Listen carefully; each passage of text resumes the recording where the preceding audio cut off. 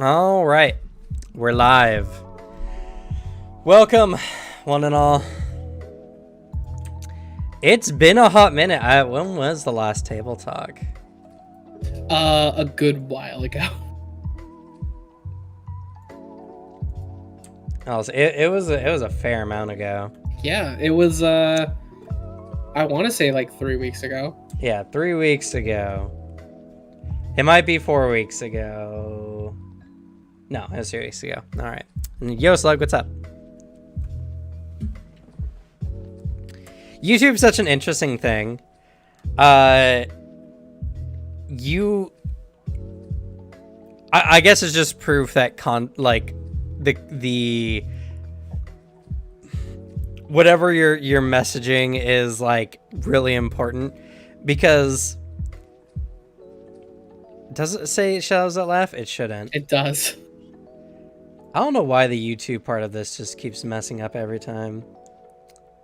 Yeah, YouTube is just a strange beast. I'll fix it.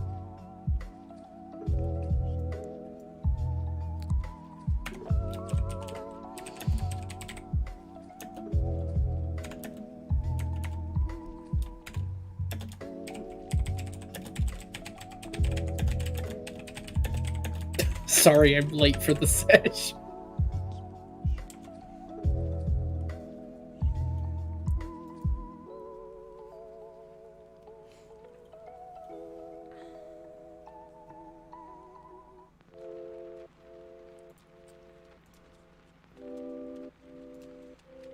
Maybe I'll be able to join another Pathfinder game at some point, Slug.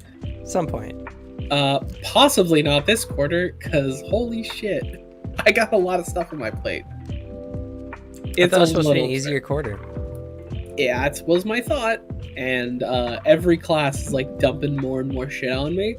Next quarter is going to be a little nuts, but it's going to be nuts because of one thing, not three things like this one has. Luckily, I am good enough as a director to know how to delegate. So I'm making it manageable for any group I'm in. So I have two groups that I'm working on two different projects with. Then two classes that just provide a decent chunk of homework. Sounds rough. I'm so glad I'm done with college and everything. I think at least the experience of going out and going to college is important. I don't think anything a college can offer you is that great.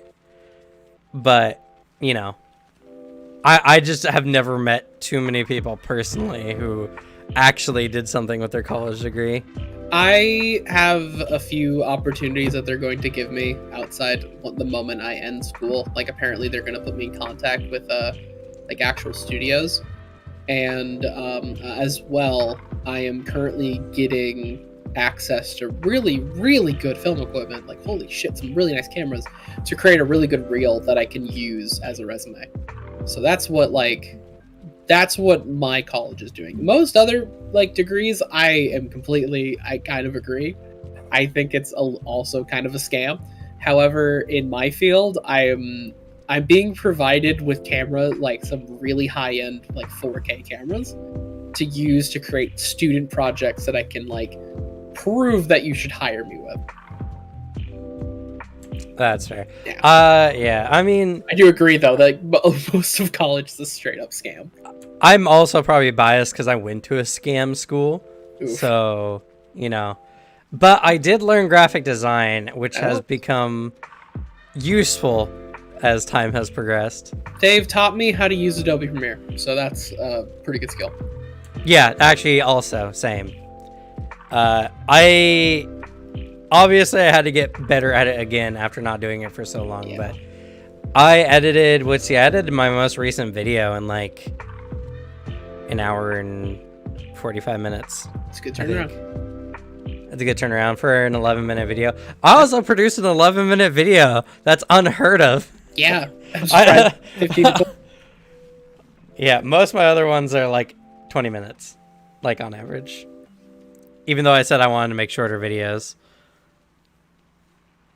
But the monster of the week, I don't know if we're gonna do it again. If we don't, if the recent one doesn't do well, I think Suzanne gave me another good idea. She was actually the one who said, you know, do monster, like little monster videos.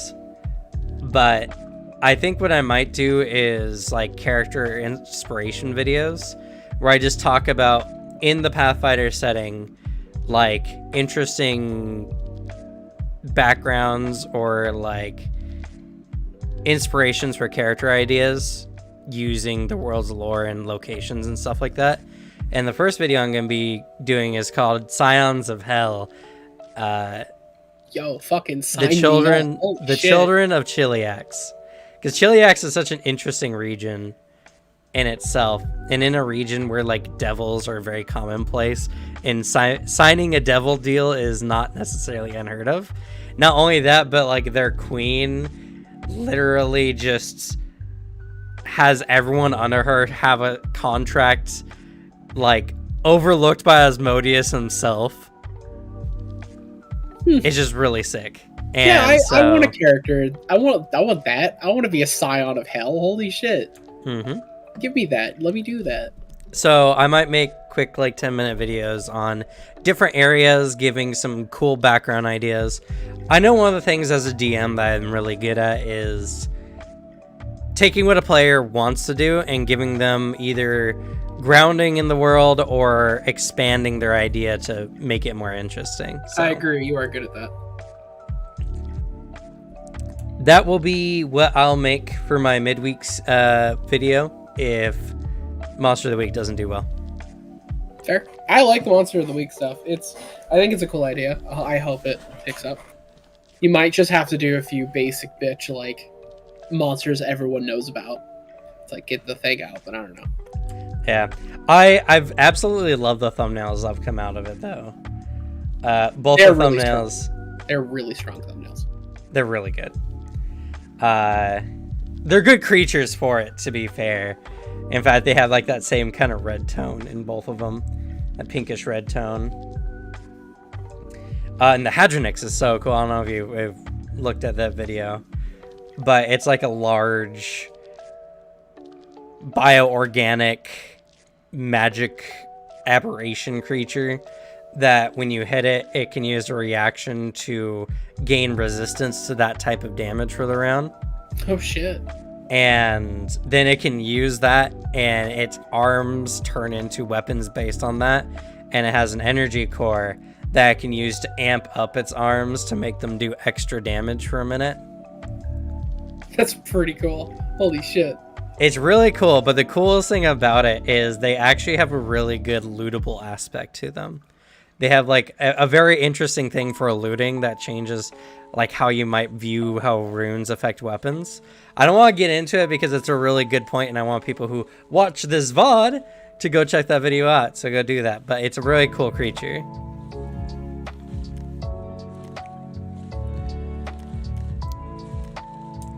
But yeah, so we've been gone for quite a while. Oh, and if the music's too loud, please, anyone let me know. It's hard for me to tell because it comes across different. I hear it louder than when it comes across on stream. So, but yeah, we've been gone for a while. We had a couple weeks of just no videos, which is kind of bad, and I think I'm really feeling it in the algorithm. Oh well, it's holiday seasons, you know. Could be like we're still on our way. We're still like almost to 500 subs. We just got 58 more. So we'll probably be at 500 by the end of the month. I'm expecting things to pick up very much so by like mid-February into March. And I still think we might hit 1,000 by, you know, the end of March or maybe early May. Hopefully. Sometime in that range.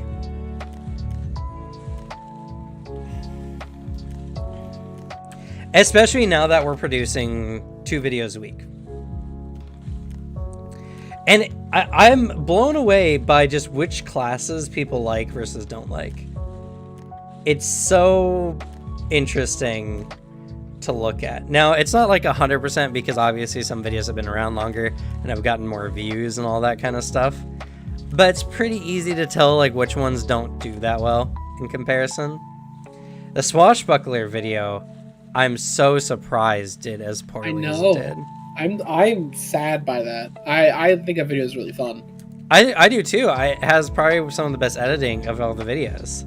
But, you know, in contrast, you also edited the Monk video, which is the best by far. You know? So it'd be like that, I guess. I don't think it's necessarily what's in the video as much as like what it is, yeah. What it's about. I could actually look at the analytics and judge like, okay, how long are people watching the videos? And I probably should do that for you so that you know. But even then, that might not be relative to you as much as what I'm, you know. It doesn't apply to me as much. Like, if I was editing a thing, that wouldn't be that major of a thing. Because there's not much on my end I can do. Well, I mean, depending, but yeah. There's, it's hard to know. We can't know exactly what it is. Other than, I guess, if the big break-off points are during your editing or during my parts of the video. Yeah. But whatever.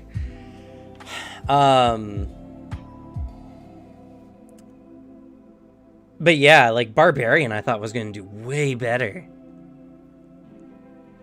And it's funny because Barbarian sparks a lot of conversations. It's funny. Some of the other videos like barely anything. Barbarian and Monk have been two of the most like commented on videos thus far. People like their angry characters and their punch people. Well, that's the thing. People like and dislike them. And it's pretty aggressive on both sides, honestly. Understandable. I've read many paragraphs telling why certain things are just bad in Pathfinder. And then I have a bunch of like small like, man, I love this video kind of thing. So it's like angry people just have more to say, I guess. Yeah. I mean, I guess that's fair. But yeah, and then I'm very sad that the Vrock video didn't do that well. The Vrock, I guess, is just not a very iconic creature. And people who see that thumbnail are like, oh, what's a Vrock? I'm hoping that the title Adapting War Machine gets enough people interested to dive into the Hadronix video. It's a cool tagline. If it does well, I think I'll do the Amalgamite next week. The Amalgamite's like what happens when a wizard fucks up a teleportation spell or some kind of other like transpositioning spell and like becomes an aberration. Neat. Yep. They have like a contagious aura they can give people that makes them sick. And they can swap places with people.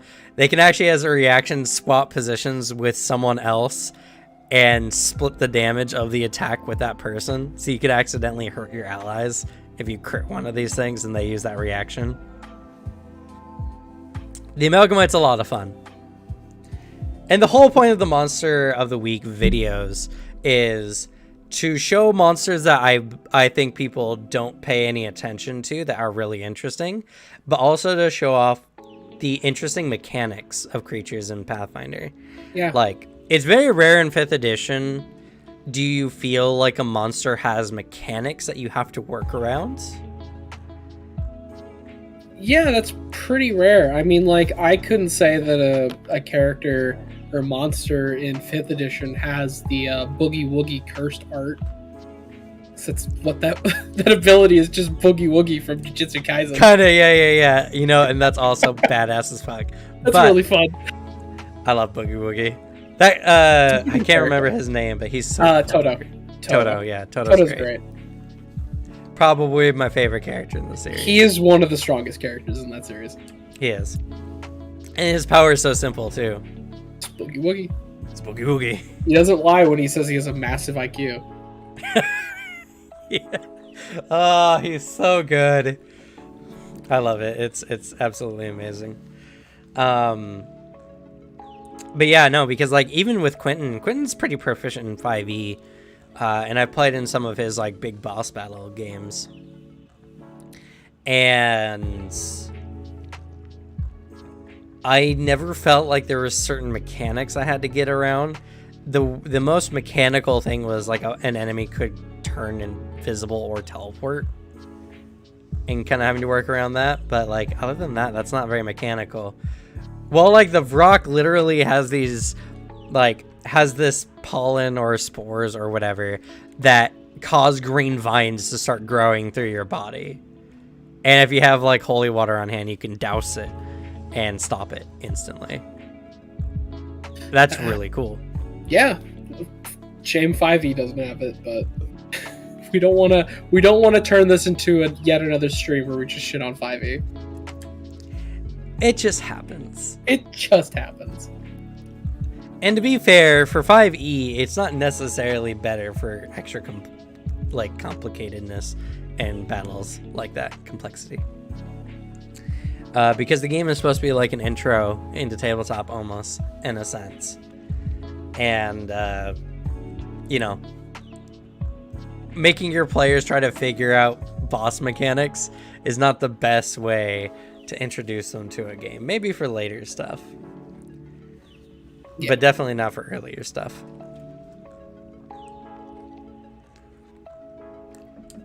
But, yeah, well, the stream's probably not going to be as poppin' as some of our other ones have been in the past. We're coming back after a break, and we're starting a new time. So, thank you all who are here, and if you're watching this post-effect, sorry to change the schedule. I think I did post it, actually, in our Discord, so you know what to do. Go to the link in the description, or you can find it on my Twitch, and join us on my Discord so that you can get information on when we might be changing our schedule, or when certain games might be coming up, or stuff like that. So, but yeah, I guess on to the topic today. Goofy characters. Now, first and foremost, I want to state what I mean by goofy characters are characters that are at least outwardly not meant to be taken seriously, but it can be done in a wide variety of ways. And I think that's what we're going to talk about here today is, you know, when's it good to play a goofy character? When's it annoying more than anything? And when is it super solid? And I guess a really good example of, I think, a good goofy character is, well, pretty much any character Sam Riegel plays on Critical Role. Agreed. They are a great example of a goofy character that still is like, has a lot to offer in like other elements of storytelling. I haven't seen too much of Fresh Cut Grass in the newest season, but his name is Fresh Cut Grass. So it's probably another Sam Riegel goofy character. Yeah. I have yet to touch season 3, so I wouldn't know. I just know that that's the character's name. Yeah. So, goofy characters. Now, I personally don't have a lot of experience with goofy characters, playing them at least, because whenever I get to play, I'm like, I get to play a game. Oh shit! And then I try to like dive really hard into a character, and I just don't have the freedom to make goofy characters because I only get so little opportunities to play. What about you, Alex? Lucky for you, I have some good experience in playing goofy characters. I have a few that I have tucked in my belt. I will probably talk about a few of them, but I will at least intro one that I've actually been working on recently for a home game. My character that I'm creating for this home game is a raccoon. Okay. Yep. They're just a raccoon. So they're a raccoon that got the awakening spell casted on them, and then they helped out a druid for like a minute. The druid bounced, and now they're just sapient, like sentient. They're just now like suddenly like aware and can talk. So basically, whenever they would join like for a one shot, they've been like aware for like a week, and now they're like a sorcerer or something. But yeah, they're just a straight up raccoon that they talk really well, but they don't understand anything of the world around them. That is the character I'm going to be playing. That's so interesting because I had a similar trait in a character that I have been thinking of for one of my games, probably as an NPC. But so I think that's a perfect example of what we're talking about here today. Yeah, I personally think that goofy characters, well, okay, it depends on your games and your DM style. I like to run very deep games that have deep lore, and I try to evoke emotions out of my characters. That's not to say I don't like goofy characters, but they have to be goofy characters that are very well thought out if they're gonna participate in a lot of my own games, you know. Not including like the short shot, you know, the short campaigns that we've been running, just because those are for the community to come and play and stuff like that. So, Alex, what about you? What's your like impression, or what do you think of like goofy characters? I think goofy characters are a great time, but there's a lot of things that need to go good for you to do them. Your DM needs to be okay with a character that's just naturally going to be kind of a tone breaker. And for certain DMs, that's not okay. Certain DMs, it's fine. You need to have a party that is willing to put up with that. And also, just one of the things that's kind of hard to think about, like, you kind of need to be like able as a person to pull off that kind of character and be funny. Like, that's, if you're not able to do that, you're just gonna play an annoying, cringy character. But like, if you're really good friends with everyone at the table, you can probably make a good goofy character because, like, you know, that you know those people, you know, it makes them laugh, you know how to be funny in that environment. If it's like a brand new group, you need to be very confident in your comedic skills to make a fun, goofy character for a bunch of strangers. I personally feel like I could do that, because I have done it to a few extents. I've played characters like that in like public D&D. I've seen other people try to do that and have it not go well. So it's something you would need to consider if you want to play a goofball character. You know, I was just thinking, and I made a sudden realization. There's another character / player type that's exactly the same in all aspects except for tone. Oh yeah? Can you guess which one it is? Is it the Edgelord?